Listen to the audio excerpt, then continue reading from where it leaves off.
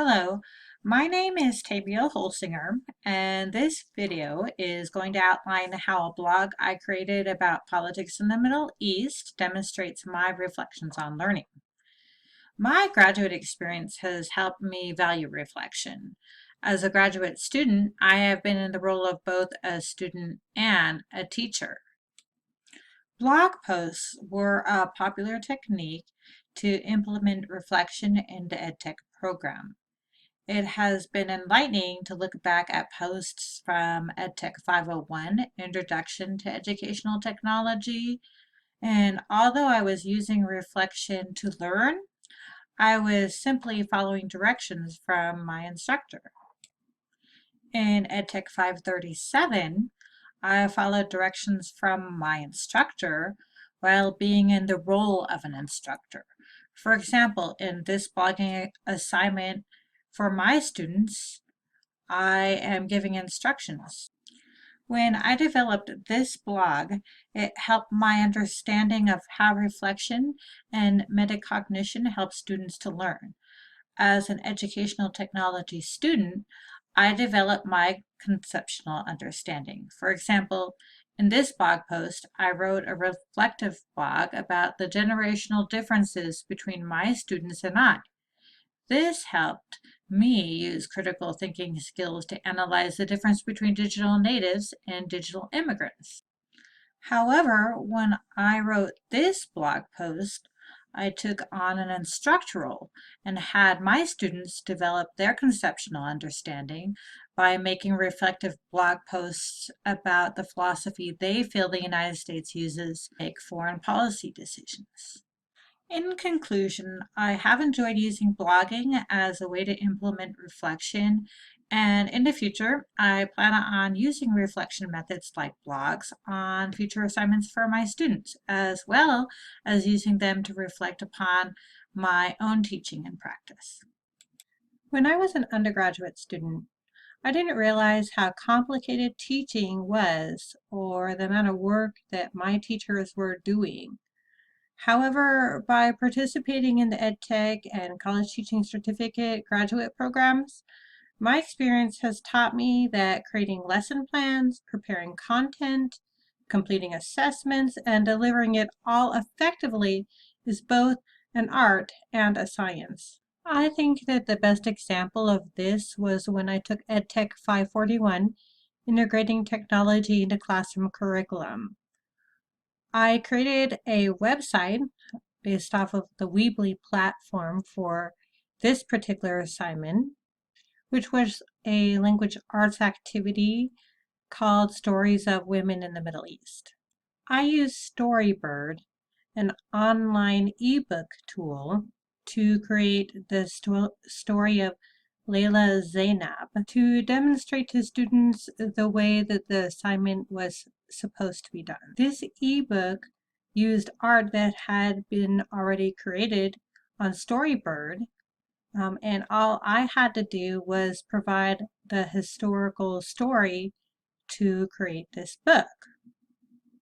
As you can see, it can flip from cover to cover and turn an actual historical figure into an assignment that students can create themselves to learn more about her. And also the assignment calls for them to take other women from Middle Eastern history and create their own storybooks about the women that they choose. When I created this lesson plan, I also used the best practices that research has shown go into lesson planning. And as you can see, I started out with writing outcomes first and then designing the lesson around the desired outcomes. Therefore, I think it's a great component of my portfolio and a good demonstration of how learning and teaching is both an art and a science. Hello, my name is Tabiel Holstinger.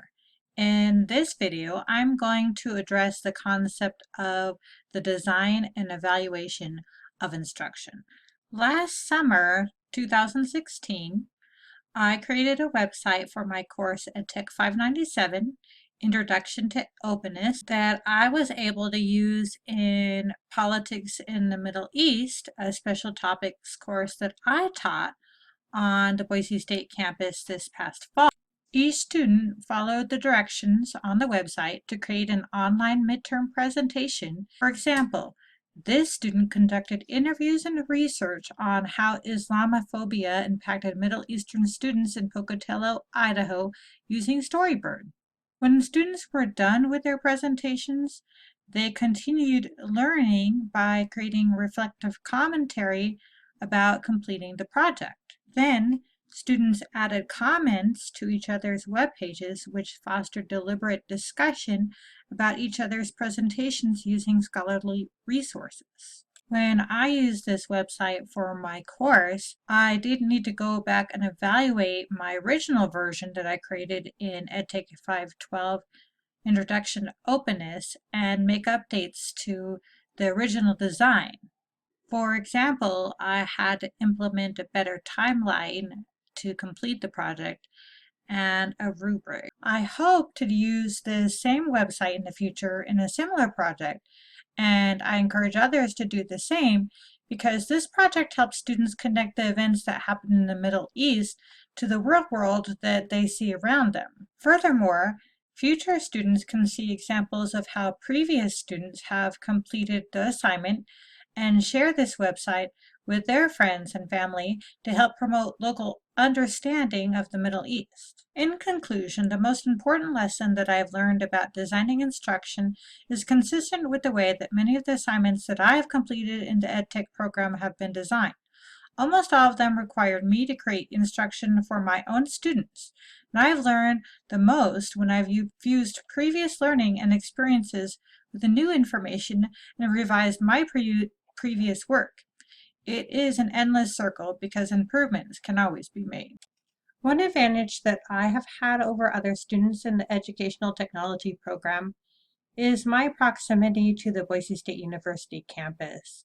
While other students have never spoken directly to the EdTech faculty, I have. This ability not only helped me network within the Educational Technology department, but with other faculty at Boise State University as well.